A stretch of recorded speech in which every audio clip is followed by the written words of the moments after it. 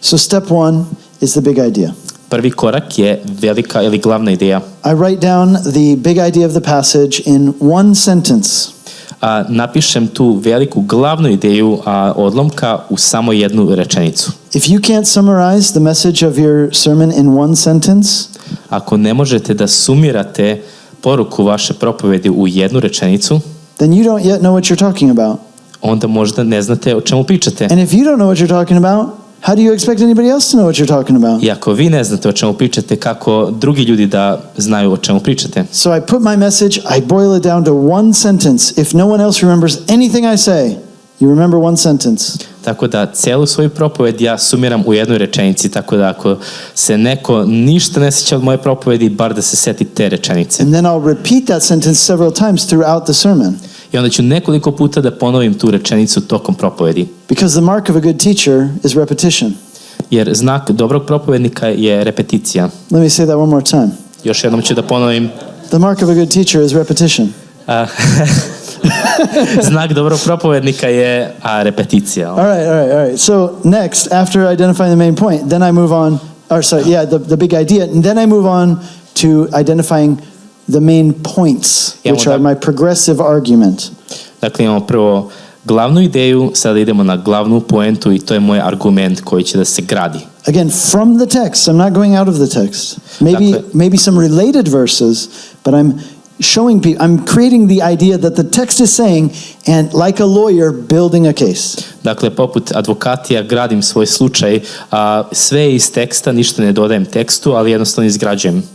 And these two parts, right? So the big idea and the main points, that is actually where I spend the majority of my time in sermon preparation. Većinu svog vremena ja provodim u ta dva prva koraka, glavna ideja i glavne poente.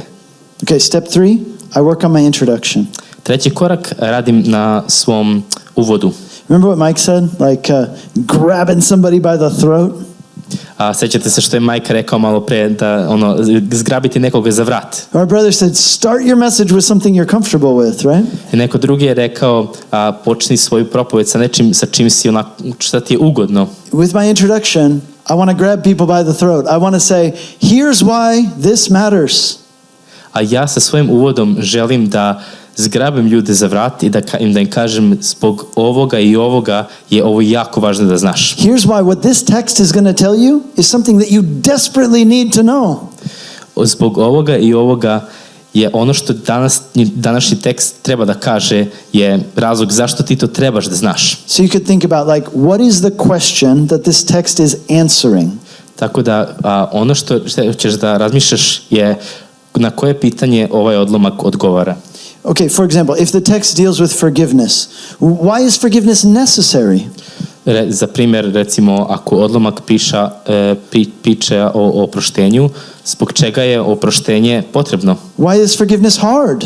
Zašto je oproštenje teško? What is at stake if we don't forgive? Šta Biblija kaže o tome ako ne oprostimo? And so you can begin by building a tension. Tako da možete da započnete sa tim, tako da stvorite jednu tenziju. That people can feel. Koju će ljudi osjetiti. To where they're begging you, tell me what the text says that solves this problem. I da će vas bukvalno moliti i kazati, molim te mi reci šta tekst, koji odgovor daje tekst na tu temu. Okay, step 4, I think about my conclusion. Četvrti korak je zaključak. After identifying the main idea and the big point, or the main points and the big idea. Znači, nakon što ja prvo razmišljam o glavnoj temi, kada shvatim koje su glavne poente, onda dolazim do polako destinacije. I want to think about how I want to land the plane. How do I want to conclude the talk? Želim da razmišljam o tome kako ću zaključiti ovo, kako ću da sletim taj avion. How many of you've been on an airplane, right? Da, većina vas vjerojatno ste bili na avionu. Yeah, so you're on this journey, but at some point the journey has to end. U jednom trenutku to putovanje treba da se završi. Now, if you've ever been on an airplane that circled the runway for a really long time. That's frustrating, right? I ne znam da li se nekad dogodilo da avion samo kruži nad pistom pre nego što sleti i to je jako frustrirajuće kada moraš da čekaš. Sometimes the sermon can feel that way, like okay, we got the point, like when is he going to just end this thing for the love of God?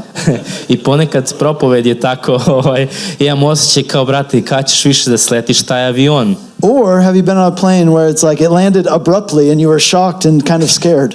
Ili možda, ne znam da li ste nekad bili na avionu koji je onako sletao malo grubo i bili ste ono šokirani da je ono kraj. Some sermons are like that. You're like, oh, what? Done, huh? Okay. A ponekad su propovedi takve, wow, završilo se, dobro.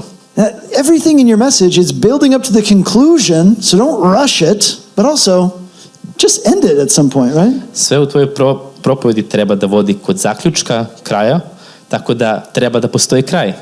So think about how you're going to end it. Tako razmišljajte o zaključku, kako da zaključite. Step 5, I fill in my outline. Peti korak je da ispunim svoju konturu. That's where I'm writing the main text, the main body of the text, doing my expository Bible study is going in those points. I tu je znači ispunjavam, tako da kažem, telo teksta, idem u stihove i ispunjavam te stvari. You're going to want to use some illustrations. Možete koristiti ilustracije. They aren't necessary, but they're helpful. Nisu neophodne, ali su od pomoći. A good structure for using illustrations. Jedna dobra struktura za korišćenje ilustracija. Make your point, then illustrate your point, then state your point again, then illustrate it again. Je ovo, znači da prvo napravite poentu, ilustrujte tu poentu, pa onda ponovo opet recite poentu i onda ponovo je ilustrirajte. If you can't think of an illustration, ako ne možete da razmislite o nekoj ilustraciji, sometimes I'll write into my notes, I need an illustration here. Ponekad ću zapisati u svojim beleškama, trebam ilustracije za ovu poentu. Then I'll talk to other people. I onda ću pričati sa drugim ljudima. Like, hey man, I got to illustrate this point. You got any ideas? I pitaću ih, hej, trebam da dobijem neku dobru ilustraciju za ovu poentu, ali imaš ti možda neku ideju? Obviously during the week, not during the sermon. That would be weird. Naravno, tokom nedelje, ne tokom propovedi. Now, here's what this looks like for me in an average week.